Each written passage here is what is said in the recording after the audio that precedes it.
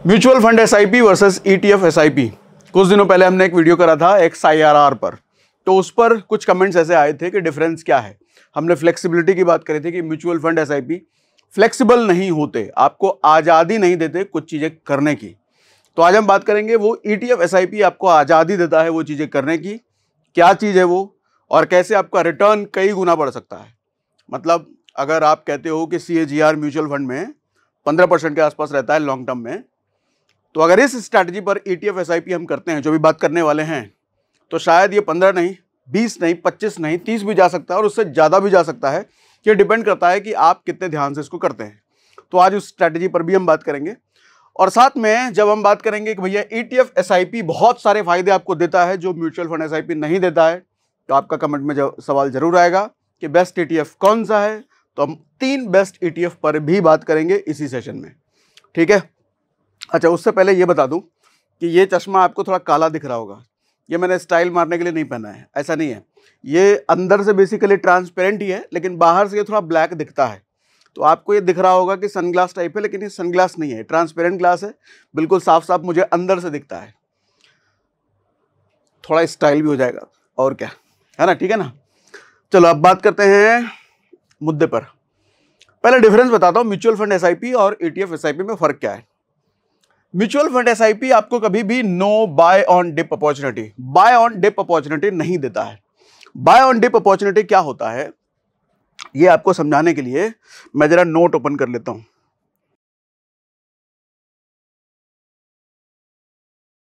Okay, सो देखिए, stock market कभी भी, जब भी हम जानते हैं कि लॉन्ग टर्म में स्टॉक मार्केट को ऊपर ही जाना है, लेकिन ये ऊपर क्या ऐसे जाता है क्या?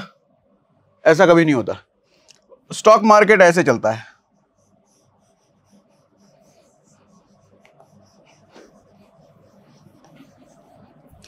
इस पॉइंट से लेके उस पॉइंट तक गया जरूर, लेकिन बीच में कई बार ऊपर नीचे ऊपर नीचे ऊपर नीचे होता है, ये हम सब जानते हैं। बाय ऑन डिप अपॉर्चुनिटी मैंने बोला म्यूचुअल फंड में नहीं होता है। क्या होता है समझाता हूं।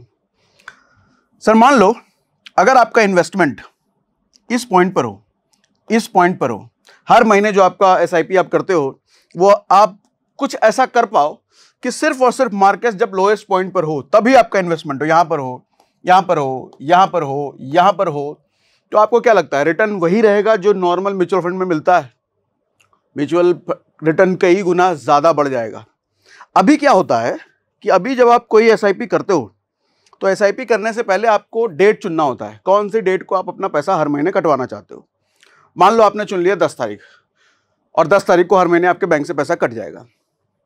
अच्छा, वो 10 तारीख हो सकता है कि इस महीने यहां पे पड़ा है, मतलब इस महीने मार्केट लोअर साइड है, लेकिन अगला महीना जब 10 तारीख आएगा हो सकता है मार्केट हायर साइड पे हो उस दिन। हो सकता है अगले महीने जब अगला महीना जब 10 तारीख आए हो सकता है यहां पर हो, उसके अगला महीना जो हो सकता है यहां पर हो, उसका अगला महीना हो सकता है यहां पर हो। मतलब आपको नहीं पता कि हर महीने जो 10 तारीख को कटने वाला है पैसा, वो मार्केट किस पॉइंट पर रहेगा, आपका कोई कंट्रोल भी नहीं है। आप उसको हर महीने चेंज भी नहीं कर सकते, जिसकी वजह से होता क्या है, आपका पैसा किसी महीने अपर साइड पे, अपर साइड मतलब मार्केट जब ऑलरेडी प्राइस बढ़ा हुआ है तब इन्वेस्ट हो रहा है, कभी नीचे, कभी बीच में, कभी इधर उधर उधर उधर। तो जिसकी वजह से लॉन्ग टर्म में हम देखते हैं ऑन एन एवरेज जब बात करते हैं 15% के आसपास। क्या हो अगर हमारे को फ्रीडम मिल जाए, लोअर साइड पे ही इन्वेस्ट हो मेरा पैसा, रिटर्न बहुत बढ़ जाएगा। अच्छा, स्टॉक मार्केट में लंबे समय में 2-2%, 3-3% भी अगर रिटर्न बढ़ रहा है ना, लंबा समय कहने का मतलब 20-25 साल, तो आप देखोगे कि आपका 1 करोड़ का इन्वेस्टमेंट 2 करोड़, 3 करोड़, 4 करोड़, इतना डिफरेंस पड़ जाता है अगर लंबे समय में इसको देखा जाए, 30 साल, 40 साल, 45 साल। हम क्या बात कर रहे हैं, 15% का CAGR 20 जा सकता है, 25 जा सकता है, 30 जा सकता है, उससे ऊपर भी जा सकता है। तो सोच के देखो, आप जो अगर 30 साल के लिए कोई इन्वेस्टमेंट कर रहे हो और 1 करोड़ की रिटर्न का एक्सपेक्टेशन है, शायद वो 1 ना 5 करोड़ हो, शायद 10 करोड़ हो, या उससे भी ज़्यादा हो, अगर हम लो पर इन्वेस्ट करना सीख लें तो, जो कि म्यूचुअल फंड में नहीं हो सकता, ये सिर्फ ETF में हो सकता है। अच्छा, ETF आपको क्या आज़ादी देता है? ETF में ऑटोमेटिक एसआईपी नहीं होता, हर महीने आपके बैंक से अपने आप कट जाए, ऐसा नहीं है, आपको ही हर महीने इन्वेस्ट करना पड़ेगा, ठीक है। मैनुअल एसआईपी इसको समझ लो। अच्छा, जब हर महीने आपको इन्वेस्ट करना है तो आपकी मर्जी, 8 तारीख को करो, 10 तारीख को करो, 20 तारीख को करो, नहीं करना है मत करो, इस महीने करना ही नहीं करो, वो भी फ्रीडम है। 2 महीने नहीं करना है मत करो, कोई दिक्कत नहीं है। उधर नहीं कर सकते, उधर बाउंड हो, हर महीने करना ही करना है। अच्छा, अब कंसर्न ये है कि मुझे कैसे पता चलेगा कि मार्केट भैया लो पॉइंट पर है। देखो, ये तो नहीं हो सकता कि मार्केट का आपको सबसे लोवेस्ट पॉइंट पता चल जाए और इसी पॉइंट पर मैं इन्वेस्ट कर दूं, ऐसा नहीं हो सकता। ऐसा दुनिया में कोई भी नहीं जान सकता, कोई भी नहीं। लेकिन हमें यह पता चल सकता है कि मैं उसी दिन पैसा डालूंगा अपने फंड में। कोई भी ETF जब मैंने चुन लिया, अभी 3 का नाम लूंगा मैं, उसमें भी कर सकते हो, या उससे और भी अच्छा कोई आपको लगता है तो उसमें भी कर सकते हो आप। लेकिन ये आप चुन सकते हो कि आज मुझे इन्वेस्ट करना है या नहीं करना है। अगर आज मार्केट ऑलरेडी बढ़ा हुआ है, या जिस ETF में मैं जा रहा हूं उस ETF की कीमत ऑलरेडी प्लस में है, बढ़ा हुआ है आज, तो मैं उस दिन छोड़ सकता हूं, मैं उस दिन इन्वेस्ट नहीं करूंगा। मैं कह रहा हूं अगर आपको महीने का 10,000 रुपये इन्वेस्ट करना है, मान लो महीने का, तो उस 10,000 को डिवाइड कर दो बाय 30 दिन में इन्वेस्ट करेंगे, या 15 दिन में हम करेंगे, और हर दो दिन पे मार्केट को देखते रहो। और मार्केट देखने का भी टाइम है 3 बजे के बाद, 3:30 बजे मार्केट क्लोज होता है, और ज्यादातर ETF आपको दिखेंगे 3 से 3:30 के बाद डाउन होते हैं, ज्यादातर ETF मैक्सिमम डेज में। तो आप देखोगे जब मार्केट डाउन है, मतलब गिरा हुआ है ETF, उसी दिन हम एंट्री मारेंगे, उसी दिन हमारा पैसा लगेगा। बाकी अगर उठा हुआ है 3:30 के बाद अगर नहीं गिरा है, ऊपर उठ गया, तो उस दिन हम इन्वेस्ट नहीं करेंगे। ठीक है, इतना समझ में आ रहा है? बस इतना सा करना है। उन ETFs को आपको डेली बेसिस पे ट्रैक करना है। डेली बेसिस कर लो, वीकली बेसिस कर लो, वीक में एक बार आपको खोलना है और ट्रैक करना है। तो ये बाय ऑन डिप अपॉर्चुनिटी बहुत बड़ा रिटर्न जनरेट करके दे सकता है अगर हम ETF SIP में जाते हैं तो। चैलेंज क्या है, कुछ है, बताता हूं।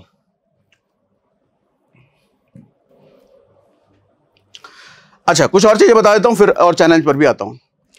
No expense ratio, sorry no नहीं, high expense ratio. Mutual fund में जब आप जाते हो तो आपको 1%, 1.5%, 2% एक्सपेंस रेशियो लगता है। एक्सपेंस रेशियो हम जानते हैं, जो फंड मैनेजर होते हैं वो अपना कमीशन तो लेंगे ना, क्योंकि वो दिमाग लगाते हैं कि आपका पैसा किस फंड में, किस स्टॉक में जाना है, और दिमाग लगाने की फीस कुछ तो होगी उनकी, और ये पहले दिन से कटना लग जाता है। ठीक है, इधर सबसे लोवेस्ट एक्सपेंस रेशियो होता है। मतलब अगर इधर 1 है, इधर 1.5 है, तो उधर हो सकता है 0.5 हो, 0.6 हो, या 0.3 हो, 0.1 हो, ऐसा भी हो सकता है। अब इतना डिफरेंस क्यों? अच्छा, इधर 1-2% का एक्सपेंस रेशियो आपको, जब अगर आप 500 रुपए की SIP कर रहे हो, 1000 की SIP कर रहे हो, तो हो सकता है छोटा अमाउंट लगे। लेकिन कल को सोचो 1 करोड़ भी अगर बनेगा, उधर भी 1%, मतलब 1 लाख रुपए, 1,50,000, 60,000 जब वो कटने लग जाता है एक्सपेंस रेशियो में, तो बड़ा दुख होता है ना। तो इसलिए कम से कम एक्सपेंस रेशियो होना चाहिए। ETF में कम से कम रेशियो होता है। इसका कारण क्या होता है? ये पैसिवली मैनेज फंड है, एक्टिवली मैनेज फंड है। क्या मतलब होता है? इधर फंड मैनेजर दिमाग लगाता है किस स्टॉक में आपका पैसा जाना चाहिए, उसका पूरा एनालिसिस, प्रेडिक्शन सब होता है। इधर दिमाग नहीं लगाते फंड मैनेजर। दिमाग नहीं लगाते मतलब कहीं भी डाल देते हैं? नहीं, ऐसा भी नहीं होता। होता क्या है, ETF किसी ना किसी इंडेक्स को ट्रैक कर रहा होता है। इंडेक्स को ट्रैक कर रहा होता है, कहने का मतलब सर ये मान लो निफ्टी 50 का इंडेक्स है, इसमें stock S1, S2, S3, S4 4 stock है, और ये निफ्टी 50 इसका नाम दिया हुआ है। कोई भी इंडेक्स हो सकता है, IT 20 हो सकता है, IT का इंडेक्स हो सकता है, फार्मा का इंडेक्स हो सकता है, निफ्टी का इंडेक्स हो सकता है, कोई भी इंडेक्स हो सकता है। इसमें कुछ कुछ स्टॉक है। ये क्या है? इंडेक्स। अब बीच में कंपनी आएगी, बोलोगी मेरे को दिमाग नहीं लगाना, एक काम करता हूं, इसको कॉपी मारता हूं और एक अपना फंड बना देता हूं, और उसको एक्सचेंज पर ट्रेडेबल बना देता हूं, और उसमें सेम टू सेम स्टॉक उसने कॉपी मार दिया। कॉपी क्या मार दिया? इसी की रेप्लिका होती है वो, और इसका नाम दे दिया XYZ ETF। कई तरह के ETF है, अलग अलग इंडेक्स को फॉलो करने वाले। तो होगा क्या, जो ये परफॉर्म करेगा सेम टू सेम ये भी परफॉर्म करेगा। तो इसमें स्टॉक चुनने की मेहनत फंड मैनेजर को करनी पड़ी? नहीं करनी पड़ी, इसने तो कॉपी मारा पर्टिकुलर इंडेक्स को। तो जब इसकी मेहनत कम हो गई तो एक्सपेंस रेशियो भी आपको कम लगता है। बात समझ में आ रही है मेरी? हाँ, पक्का? ठीक है। तो आपकी बचत भी हो जाती है इसमें, बाय ऑन डिप, जिसकी वजह से हाई रिटर्न तो मिलता ही मिलता है, साथ में आपकी बचत भी हो जाती है, दोनों काम हो जाता है। सर यहां एग्जिट लोड भी लगता है।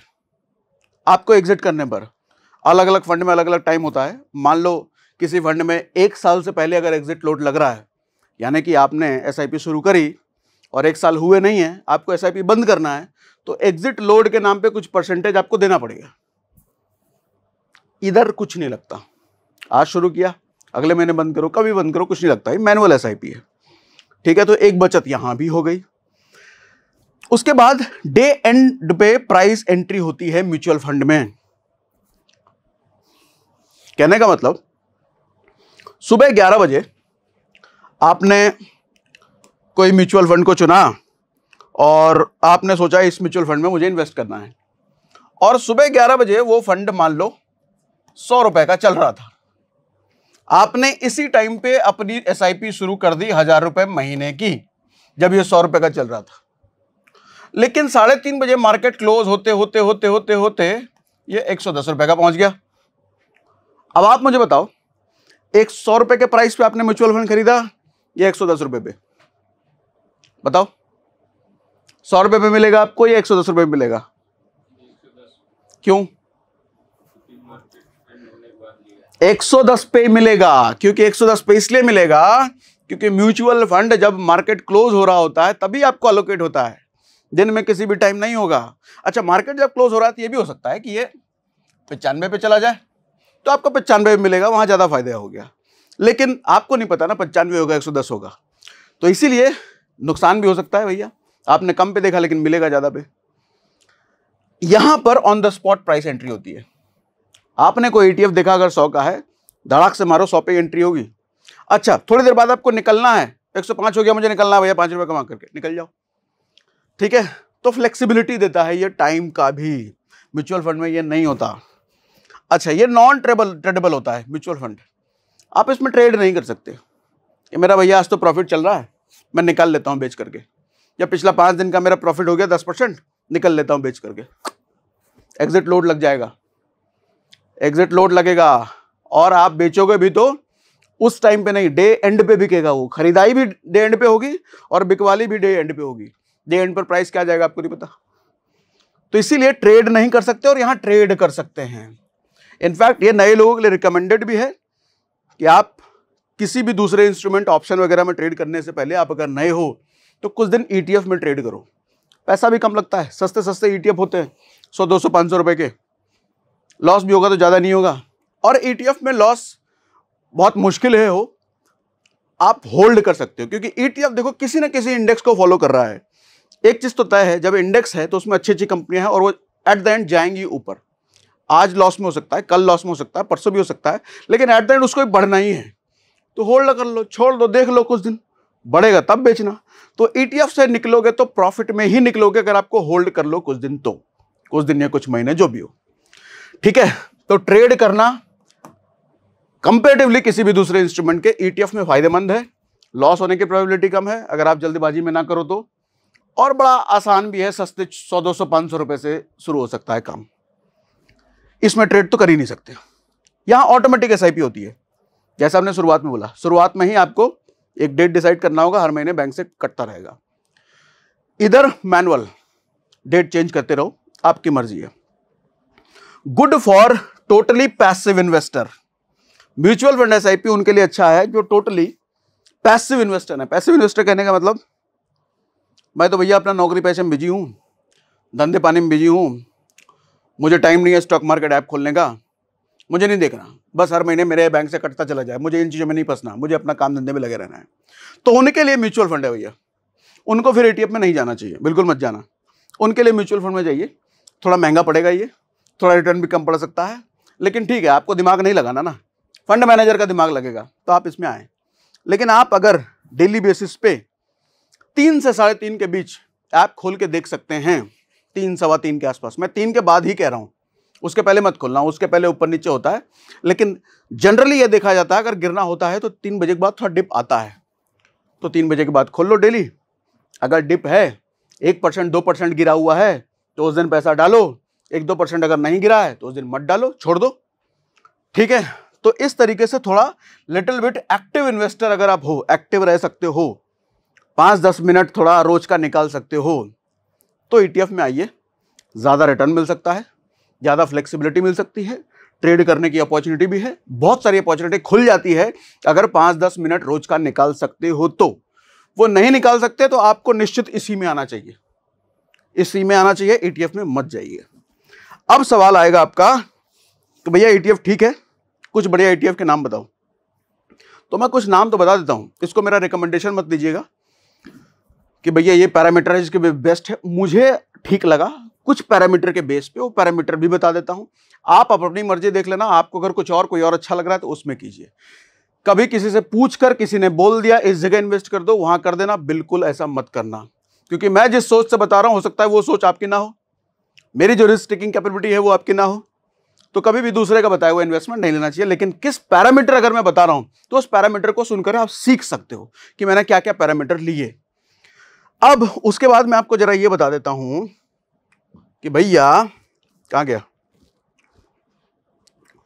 कि कोई भी 3 बेस्ट ETF तो ही बताऊंगा, लेकिन 3 बेस्ट ETF चुनने से पहले या कोई भी बेस्ट ETF चुनने से पहले क्या क्या पैरामीटर होने चाहिए। एक स्लाइड मिसिंग हो गया लग रहा है, चलो कोई नहीं, मैं आपको नोट में ही बता देता हूं। हाँ, आ तो गया, ये रहा। सबसे पहले देखना हाई वॉल्यूम होना चाहिए उस ATM में, ATM कहता हूं, ETF में। क्या होता है ये, कोई भी ETF आप चुन रहे हो तो उसमें ये देखो खरीदने बेचने वालों की संख्या है कि नहीं है। मान लो ऐसे किसी मार्केट में आप चले गए अपना माल लेकर के, जिस मार्केट में कोई खरीदारी नहीं है, माल बिकेगा आपका? तो इसीलिए ऐसे मार्केट में जाओ जहां खरीदार हो, या आप अगर खरीदने गए हो तो बेचने वाला हो। तो इसको कहते हैं लिक्विडिटी, या इसको कहते हैं वॉल्यूम। वॉल्यूम लिखा हुआ आता है। मैं कहता हूं कोई भी ETF चुनना 20,000 से ज्यादा उसमें वॉल्यूम जरूर होना चाहिए। अगर कोई 20,000 का कम का वॉल्यूम है, मैं आपको पूरे ETF की लिस्ट भी दिखाने वाला हूं। भी पूरे स्टॉक मार्केट में कितने ETF हैं वो सब दिखाने वाला हूं, 100 से ज्यादा है। और कई सारे ऐसे हैं जो वॉल्यूम एकदम कम है, उधर नहीं फंसने का, दिखाऊंगा भी। तो वॉल्यूम 20,000 से ऊपर होना चाहिए कोई भी ETF चुनो तो, पहला क्राइटेरिया, ताकि कल को बेचने का मन हो तो कोई खरीदने वाला तो हो, ऐसा ना मुझे वेट करना पड़े, तुरंत बिक जाए मेरा, वैसा। उसके बाद होता है लो एक्सपेंस रेशियो होना चाहिए, ये भी देख लेना।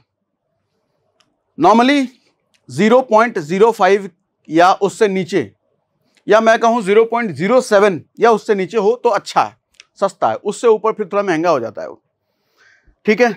लार्ज AUM होना चाहिए, एसेट अंडर मैनेजमेंट।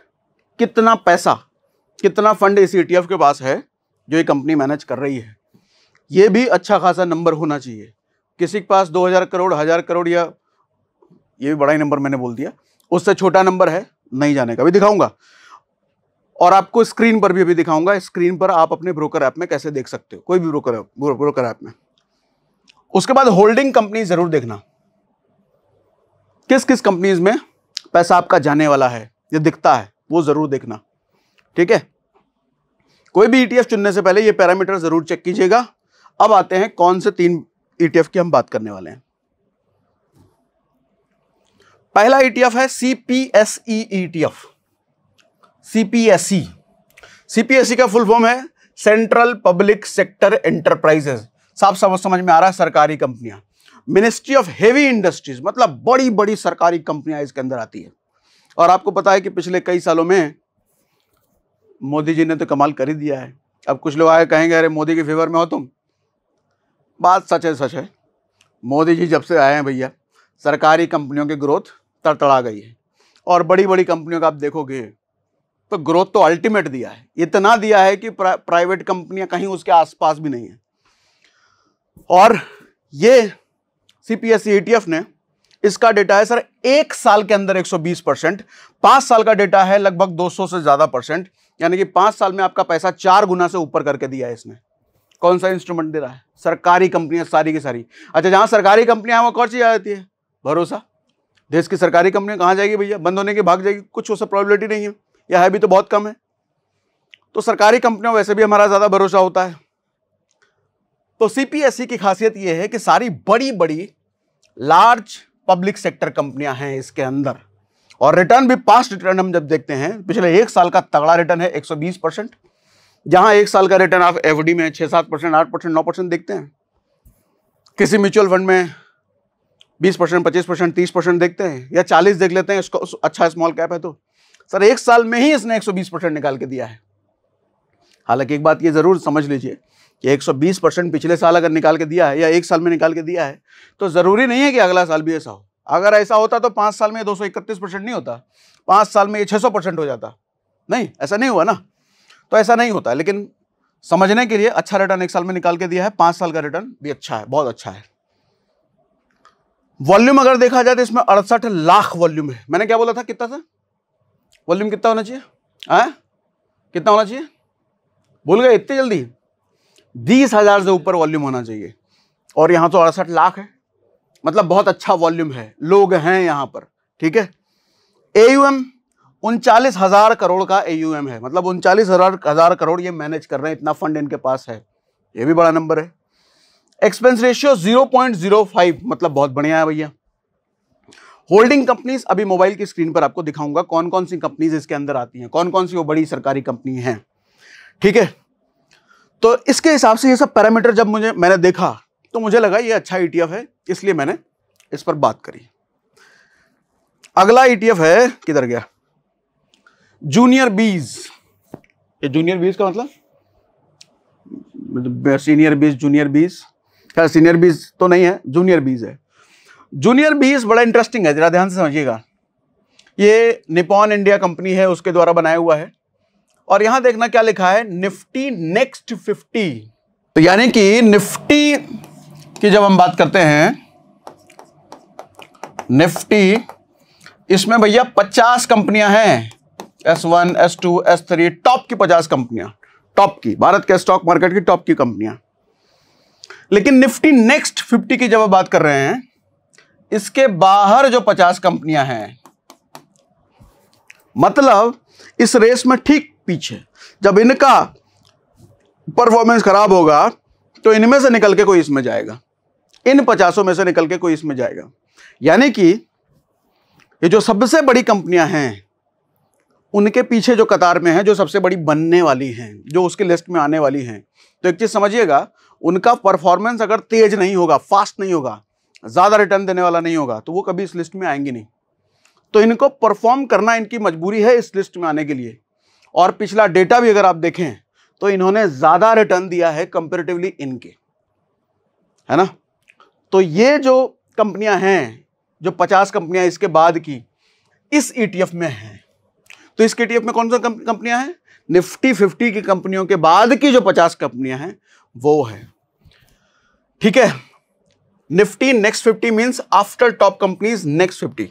इसको आप ऐसे समझो कि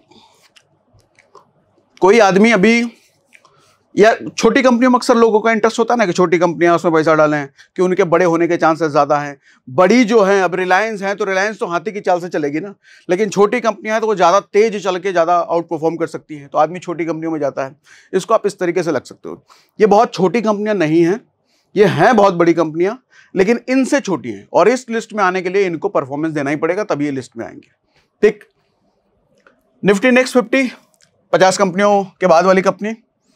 निफ्टी 50 कंपनी को इसने आउट परफॉर्म किया है, मतलब उनसे ज्यादा रिटर्न दिया है पास्ट में। 1 साल का रिटर्न जब मैंने देखा तो 66% का है, 5 साल का रिटर्न मैंने देखा तो 156% है। मेरा बेसिकली कंडीशन ये था कि जब मैं 3 ETF चुन रहा था तो मुझे ऐसा ETF भी चाहिए था जिसने 5 साल में कम से कम लोगों का पैसा डबल तो किया ही किया है। तो 156% मतलब डबल से भी ज्यादा 5 साल में ही करके दे दिया है। 1 साल का रिटर्न 66, 5 साल का 156। वॉल्यूम मैंने कितना बोला था, फिर से बताओ, 20,000 से ज्यादा। यहां कितना है, 2.2 लाख, मतलब अच्छा नंबर है। AUM 4,000 करोड़, एक्सपेंस रेशियो 0.17, थोड़ा ज्यादा है पिछले वाले से, लेकिन चलो ठीक है। होल्डिंग कंपनी अभी दिखाता हूं। ठीक है, जूनियर बीज समझ में आता है, समझ में आ रहा आप लोगों को, क्लियर? कुछ पूछना है, पक्की बात, आगे बढ़े? ठीक है, अब अगला, ये बाय कर सकते हैं ऐप से, आपके पास जो भी ब्रोकर ऐप है। एंजल वन का लिंक हमने डिस्क्रिप्शन में डाल रखा है, और एंजल वन का स्क्रीन भी खोल के आपको दिखा दूंगा, एंजल वन पे कहां क्लिक करेंगे जो कि ये आ जाएगा। ठीक है, अभी दिखा दूंगा। तीसरा है ऑटो बीज ऐप। ये AutoBees app fund, again Nippon India नाम की कंपनी है, उसका बनाया हुआ फंड है ये। ऑटो, ऑटो का मतलब ऑटो रिक्शा नहीं, ऑटो का मतलब ऑटोमेटिक, अरे ऑटोमेटिक नहीं, ऑटो का मतलब अरे गाड़ियां बनाने वाली कंपनी, गाड़ियां बनाने वाली कंपनियां है इसके अंदर, ठीक है। अभी खोल के दिखाऊंगा कौन कौन सी कंपनियां हैं, ऐप में दिखाऊंगा। 1 साल का रिटर्न जब इसने देखा मैं 69% है। 5 साल का रिटर्न ये छोड़ा हुआ क्यों है, शायद मैं मिस करके बनाते वक्त, लेकिन इसका भी 150% के आसपास है जहां तक मुझे याद है। 5 साल में इसने भी डबल से ज्यादा रिटर्न दिया है। वॉल्यूम कितना बोला मैंने, कितना होना चाहिए, 20,000 से ऊपर, लगभग 2 लाख है, अच्छा है। एयूएम 140 करोड़ है। एक्सपेंस रेशियो 0.22 है, ये भी थोड़ा ज्यादा है लेकिन ठीक है चलेगा। होल्डिंग कंपनीज कौन कौन सी है भी दिखाता हूं। एक बोनस ETF भी दे दूं, चौथा भी 2 दे देता हूं, एक तो इस लिस्ट में है, दूसरा मैं अपनी मर्जी से वैसे बताता हूं। मॉन 100 ETF, अजीब सा नहीं लग रहा, मौन, योगा करो बैठ के, मौन मेडिटेशन, ऐसा नहीं है। मौन का मतलब मोतीलाल ओसवाल का शॉर्ट फॉर्म है। यह फंड बनाया है मोतीलाल ओसवाल ने।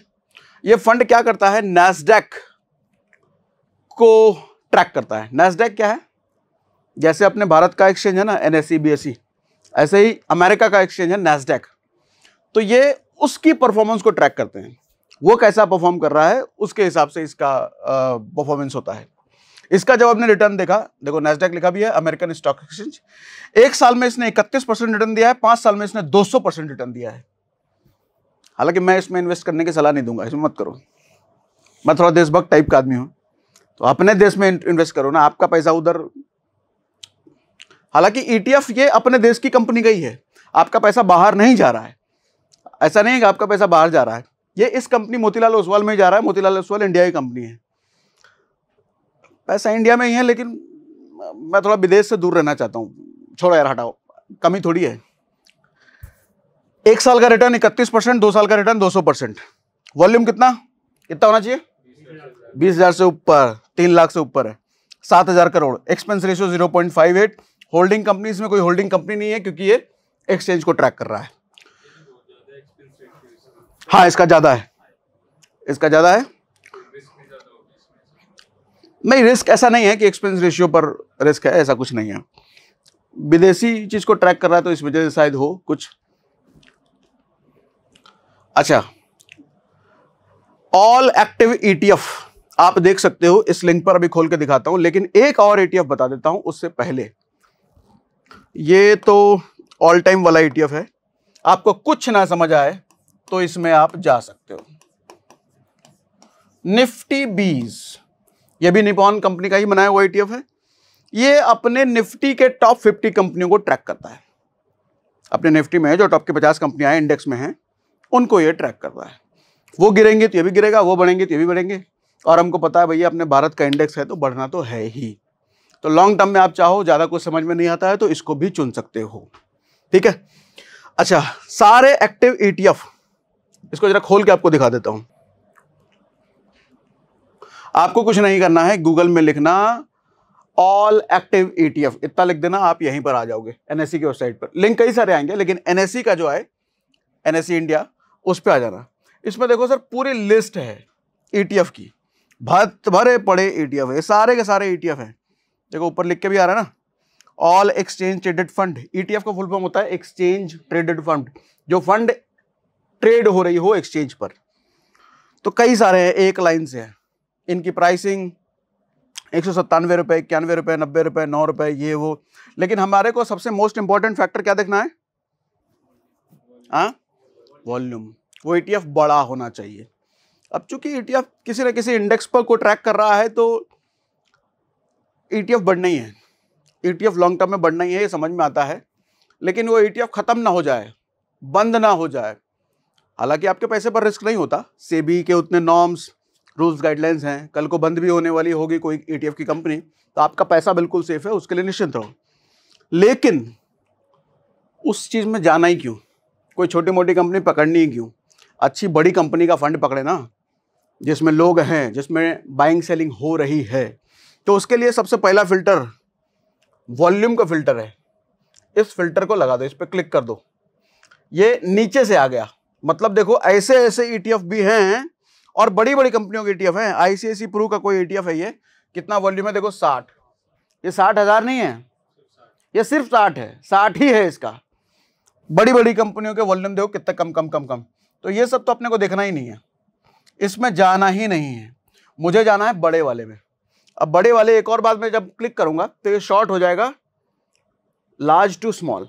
अभी स्मॉल टू लार्ज है ये, तो जैसे जैसे नीचे जाएंगे बड़ा होता चला जाएगा। अभी इसको हम उल्टा कर देते हैं, हाँ जब बड़ा किया तो देखो कितना बड़ा आ रहा है, 62,32,000, इतना बड़ा वॉल्यूम भी है। और ये कौन सी कंपनी का, निफ्टी ITTRI, मतलब इसमें IT कंपनियां होती है। ETF कई सारे अच्छे हैं, ऐसा नहीं कि 3 बोल दिया बेस्ट, तो ये 3 ही बेस्ट हैं, बहुत सारे अच्छे हैं। आप इनके बारे में गूगल कर सकते हो, पढ़ सकते हो वॉल्यूम के बेस पे। अब वॉल्यूम इतना बड़ा है तब तो ETF में कुछ है, तब तो इतने लोग कहाँ से आ जाएंगे।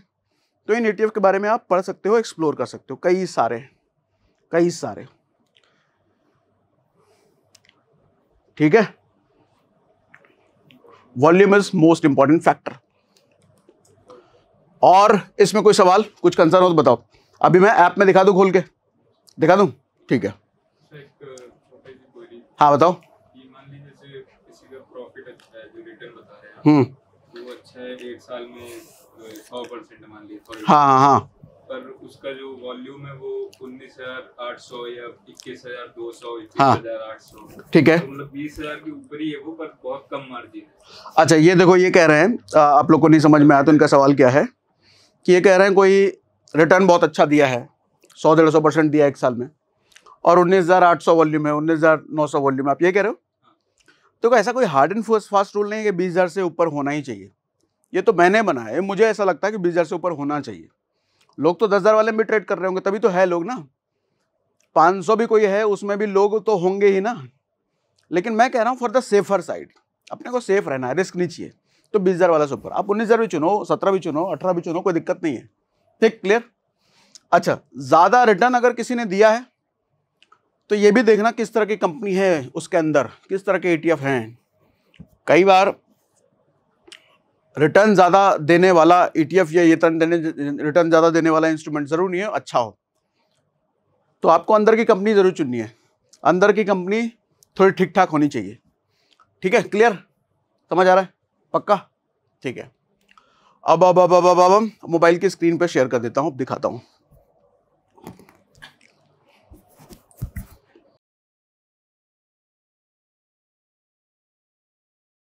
ठीक है, तो अब स्क्रीन पर दिखाने के लिए मैंने अपना मोबाइल स्क्रीन इस पर कास्ट कर लिया है, और ये मैंने खोल लिया है एंजल वन। एंजल वन आपने अगर डाउनलोड नहीं करा तो डिस्क्रिप्शन में पिन कमेंट में लिंक है, वहां से आप डाउनलोड करके आप भी शुरू कर सकते हैं।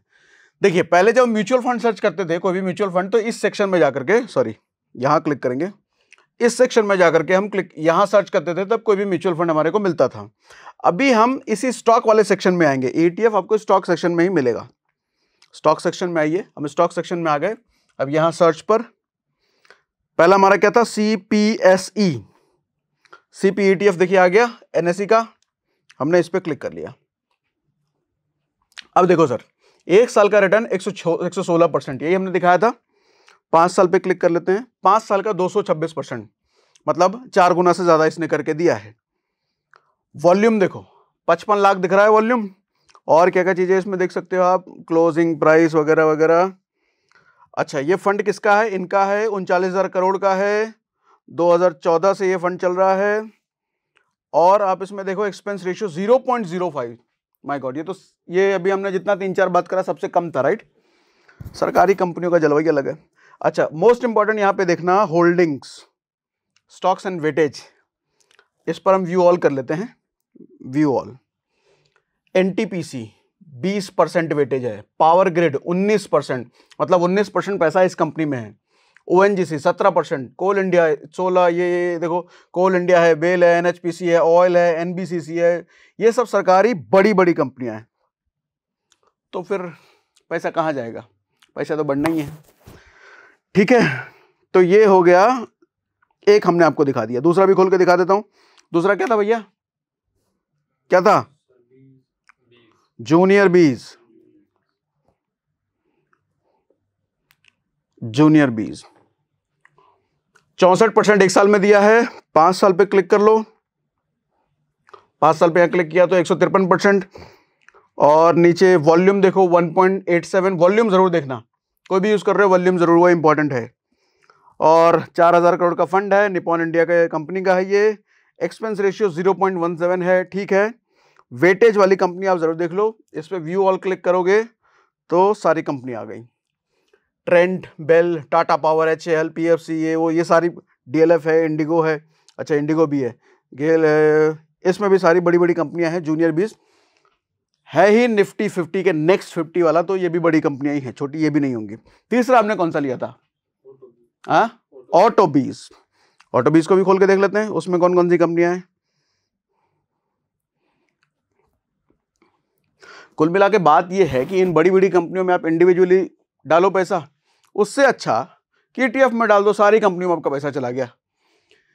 68% 1 साल में, और 5 साल में क्लिक हो जाए भैया, 5 साल में क्लिक नहीं हो रहा, खैर मारो गोली इसको। 1 लाख का वॉल्यूम है, निपॉन का ये फंड है, 140 करोड़ का है ये, 0.22 एक्सपेंस रेशियो है। ये थोड़ा ज्यादा है क्या? ज्यादा है नहीं, ठीक है। कंपनी हालांकि देख सकते हो, व्यू ऑल, अच्छा यहां करना होगा। कंपनी M&M है ये भैया, मतलब Mahindra and Mahindra, Tata Motors, Maruti, Bajaj auto, Asher motor, hero motor, TVS motor, Bharat, Tata, ये वो, MRF, मतलब सारे गाड़ियों वाली कंपनियां हैं इसमें। तो आप अगर किसी 1-2 गाड़ी वाली कंपनी चुनने में कंफ्यूज हो कि कौन सी गाड़ी वाली कंपनी में करें, तो ETF में कर लो, सारी गाड़ी वाली कंपनी में चली गई, ठीक है। एक और हमने बात करी थी किसकी? मॉन 100 और निफ्टी 20, उसका भी दिखाई देता हूं। मॉन 100, हाँ 31% 1 साल का है, और 5 साल का है 200%। वॉल्यूम देखो 4 लाख का वॉल्यूम है इसमें। वॉल्यूम हमने कितना बोला था? 20,000 से ऊपर होना चाहिए। मोतीलाल ओसवाल का ये फंड है, 7,000 करोड़ का फंड है ये, और 0.58 एक्सपेंस रेशियो है, ज्यादा है, खैर। और इसमें हमने क्या बोला था? अच्छा इसमें कोई कंपनी देखो है नहीं, कोई देख रहे हो कंपनी नहीं है, क्योंकि एक्सचेंज को ट्रैक कर रहा है। उसके बाद हमने बोला था निफ्टी 20, कुछ ना समझ आए तो निफ्टी 20 में चले जाओ, क्योंकि ये भारत की टॉप 50 कंपनियों को रिप्रेजेंट कर रहा है। 24% दिया है 1 साल में, और 5 साल में दिया है 103%, मतलब 5 साल में पैसे इसने भी डबल किए हैं। वॉल्यूम इसका भी 39 लाख है, और 24,000 करोड़ का फंड है इनके पास, ये भी निपॉन का है। और एक्सपेंस रेशियो 0.04, ये तो सबसे कम हो गया ना, ये सबसे कम है, ठीक है। अच्छा इन पे कंपनियां भी देख लो आप, व्यू ऑल कर लो। SDFC है, रिलायंस है, ICICI है, इन्फी है, इन्फोसिस मतलब L&T है, TCS है, सारी बड़ी बड़ी कंपनियां हैं। टॉप की 50 कंपनियों की बात ही हम कर रहे हैं, तो वो टॉप की 50 कंपनियां इसमें हैं, ठीक है। तो कुल मिला के बात ये है कि हमने आज कंपैरिजन आपको बताया, म्यूचुअल फंड में SIP करना है या ETF में SIP करना है, ज़्यादा फायदा कहाँ हो सकता है, ये पूरा कंक्लूजन आपको दे दिया हमने। कुछ सवाल अगर बच रहा है तो कमेंट बॉक्स में हमें ज़रूर लिख करके बताइए, और कुछ नहीं बच रहा है तो मत बताइए। बाकी हो गया ना, आप क्या अब बंद करो भैया, हो गया, बंद कर दो।